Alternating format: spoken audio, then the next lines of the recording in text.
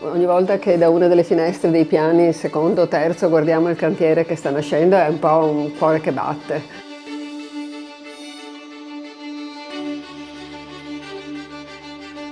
Oggi è un giorno importante perché viene installata la prima delle due gru previste in progetto. È un momento decisamente simbolico.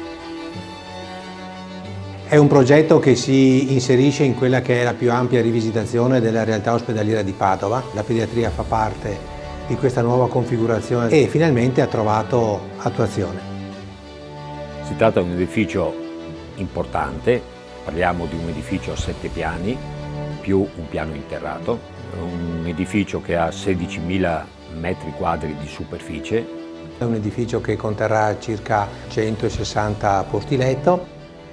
Le stanze di degenza saranno tutte stanze con 2 o un posto letto, con il bagno all'interno di ogni stanza, con lo spazio per i genitori all'interno di ogni stanza e con degli spazi adeguati all'interno della stanza per il bambino e per i suoi genitori. Poi ci saranno degli spazi di gioco e di scuola, questi sono spazi che saranno sicuramente rispettati. Tutto quello che è il comfort diventa importante nel processo di cura. Sarà una struttura che accoglierà il soggetto in età pediatrica a 360 gradi. Il cantiere si trova nel pieno cuore dell'ospedale di Padova, per questo motivo la logistica è decisamente importante. Si tratta di lavorare in un'area congesta, in un'area particolarmente sovraffollata e quindi con necessità di adattare via via l'area a quelle che sono le esigenze del cantiere da una parte e dall'altra le esigenze delle persone che vengono in ospedale per curarsi.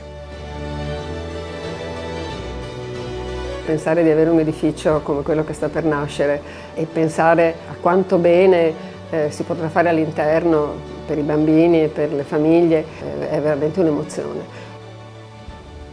Realizzare un intervento così importante per la sanità pubblica per noi è un motivo di grande orgoglio.